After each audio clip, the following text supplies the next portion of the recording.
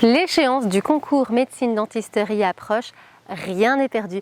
Bonjour à toutes les étudiantes, bonjour à tous les étudiants. J'espère que vous portez au mieux, que vous êtes au top de votre forme et que vous êtes prêts à en découdre pour réussir et cartonner ce concours en médecine dentisterie. Si tu ne me connais pas encore, je suis Clémence, ta coach experte pour t'aider à réussir tes études. Et aujourd'hui, nous allons voir comment tu peux rester focalisé, concentré et optimiste malgré que l'échéance approche et bien évidemment avec l'échéance, son lot de stress bien évidemment. Alors si tu ne l'as pas déjà fait, je t'invite à cliquer juste ici en dessous, là sur le bouton rouge afin de t'abonner à ma chaîne parce que toutes les 2 semaines je te publierai du nouveau contenu vidéo dans le but de t'aider à réussir tes études. Mais également aussi tu peux cliquer sur le lien juste ici en dessous, là dans le descriptif de cette vidéo afin de t'inscrire à ma future webconférence en ligne. Elle est 100% gratuite et elle abordera tout un ensemble de trucs et astuces absolument incroyables et que j'ai mis du temps à élaborer et vraiment à consolider pour vraiment te donner des pistes très concrètes afin d'avoir vraiment les actions à impact qui te permettent de réussir. Donc surtout, très franchement, le lien est juste là, ne t'en prive absolument pas. Inscris-toi, ça peut clairement t'aider à réussir ton concours en médecine dentisterie. Avant d'aborder mes différents trucs et astuces au sujet de cette échéance qui approche, on va tout d'abord parler du problème majeur que tu as avec cette échéance qui approche. Alors le fait d'avoir l'échéance qui approche, qu'elle soit dans quelques jours, dans quelques semaines, enfin peu importe en fait le temps qui reste, mais le fait que le temps passe, on se rend compte qu'il y a de moins en moins de temps pour faire tout ce qu'il faut faire et dans le cas où il y aurait une prise de retard, eh bien ça crée d'autant plus de stress, d'autant plus d'anxiété, d'inquiétude parce que forcément comme il reste moins de temps pour travailler aux examens, eh bien c'est vraiment compliqué de rester focalisé quand on se rend compte qu'on n'a plus le temps nécessaire que pour faire tout ce qu'on est censé faire. Alors bien évidemment, dans ce genre de situation, il y a une montée de stress, une montée de désespoir et en plus du désespoir de plein d'émotions diverses, mais en général que des émotions négatives pour la plupart du temps. Parce que simplement, on se dit qu'on va rater, tu as peur, tu te dis que si tu rates, que tout le monde va t'en vouloir et que ça va pas aller dans les relations, notamment avec tes parents qui te paient tes études. Enfin, voilà, c'est quand même assez compliqué d'être dans toutes ces émotions négatives, dans cette spirale de stress qui est vraiment là et où ça s'emballe, au moins ça va, au plus on stresse et donc forcément au plus on stresse, au moins ça va et donc c'est vraiment compliqué. Donc ce qui est vraiment important de faire quand cette échéance approche justement, c'est de parvenir en fait à apaiser toutes ces émotions négatives pour rester vraiment dans des actions qui soient efficaces afin de réussir n'importe quel type d'examen que l'on doit passer. Et justement ce que je vais aborder dans les solutions, c'est la manière de faire pour rester focalisé bien que l'échéance approche. Maintenant que je t'ai exposé le problème par rapport à cette échéance qui approche et cette montée de stress, ces émotions difficiles, etc., je vais te parler maintenant des pistes que je vois et je vais te décrire 5 solutions. 5 solutions pour gérer les émotions difficiles lorsque l'échéance approche. Première solution, savoir que ces émotions et ce stress sont normaux pour mieux les gérer. Deuxième solution, agir en étant focalisé. Troisième solution, ne pas perdre de temps. Quatrième solution, soigner tes relations. Cinquième solution, oser demander de l'aide. Alors pour la première solution, eh bien rien que le fait de savoir que cet emballement de stress et cette spirale négative te génère justement ces émotions négatives et ce stress, de savoir que tout ça c'est normal, eh bien ça t'aide déjà à relativiser et à décharger un petit peu plutôt que de te dire c'est moi qui ai un problème, j'y arriverai jamais, ça va pas, mais moi ça va pas. En fait de savoir que c'est normal et que ça arrive à tous les étudiants, au moins tu peux te dire tous les étudiants ne vont pas rater, malgré qu'ils ressentent ces émotions difficiles, malgré qu'ils ressentent ce stress. Ce sont des choses qui arrivent un peu à tout le monde, donc de savoir que c'est normal, ça t'aide déjà à relativiser et à trouver justement les pistes pour pouvoir mieux les gérer.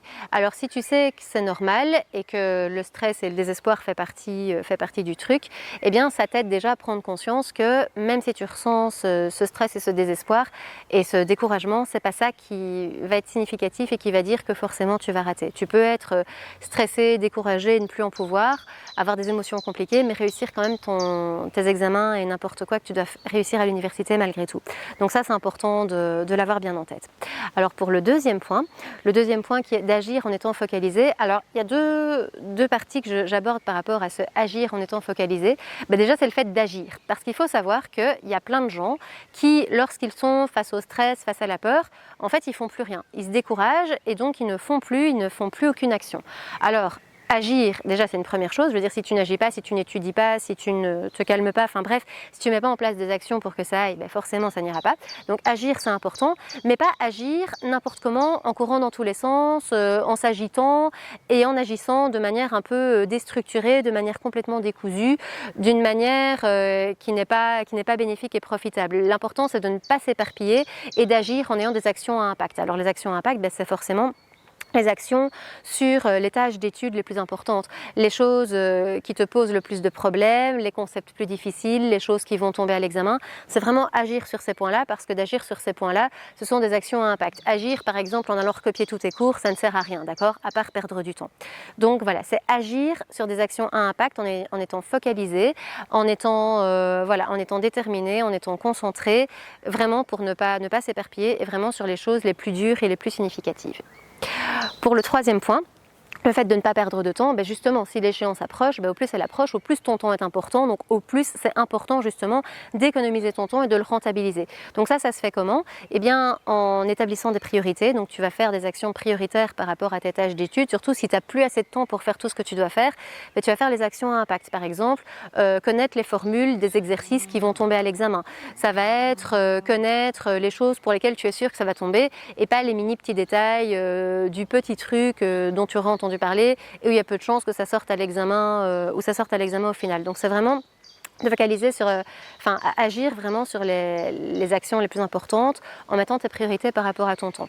Et par rapport à ça, c'est de ne pas perdre de temps, donc ne pas procrastiner, faire un planning pour vraiment avoir un plan d'action qui te permette de ne pas éparpiller, de ne pas gaspiller ton temps et de pouvoir comme ça, avec le peu de temps qu'il te reste, et maîtriser ton temps suffisamment pour vraiment faire les choses qui soient vraiment importantes et déterminantes pour ta réussite. Donc ce point-là, au niveau de la perte de temps, il est lié aussi au point numéro 2 avec le fait d'agir en étant focalisé. Pour le quatrième point, de soigner tes relations. Simplement, bien souvent, quand il y a du stress comme ça, des émotions négatives, l'humeur et le comportement n'est pas forcément agréable et ça peut vite créer des conflits avec l'entourage, voire des clashs.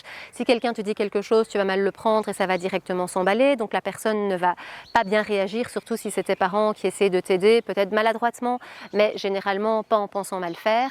Et donc ça va s'emballer et puis tout le monde va s'énerver parce que tes parents ils vont se dire moi je suis là, j'essaye de soutenir, je paye les études et je me fais remballer.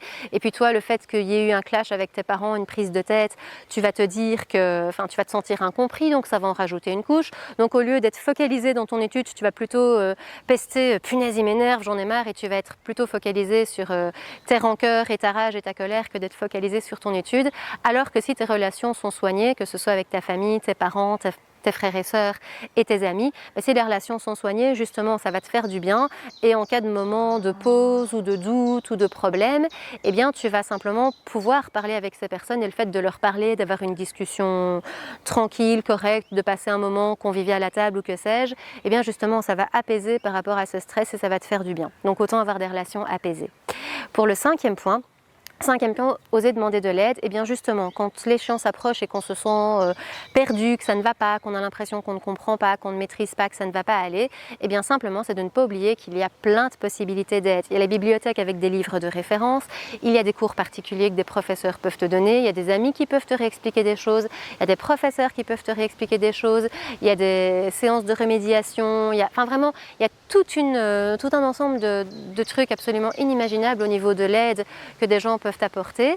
Et d'ailleurs, moi pour ma part, dans l'aide que je peux te donner, je t'invite à cliquer sur le lien juste ici en dessous, là si tu ne l'as pas encore fait, afin de t'inscrire à ma webconférence où je te délivre tout un ensemble de trucs et astuces. C'est vraiment une mine d'or de choses que j'ai vraiment compilées pour toi, pour t'aider à réussir. Donc en t'inscrivant à ma conférence, on aura l'occasion pendant 1 heure d'en discuter, je répondrai à tes questions et ça pourra vraiment très certainement t'aider à réussir.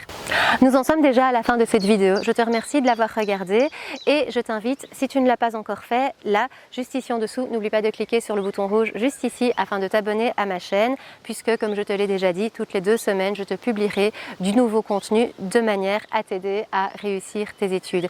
Mais également aussi, si tu ne l'as pas encore fait, n'oublie pas le lien juste ici en dessous, là, afin de t'inscrire à ma future webconférence qui va aborder, comme je te l'ai déjà dit, tous les trucs et astuces, vraiment mes grands secrets, les choses que je mets en place, que j'ai mises en place et que je continue de travailler pour aider à la réussite des études. Voilà, nous en avons fini aujourd'hui avec cette thématique. Je te dis à dans 2 semaines et je te souhaite un très bon courage, vraiment de bien maintenir le cap pour étudier ce que tu dois faire ici pour tes examens et je te souhaite toute la réussite du monde. Ciao!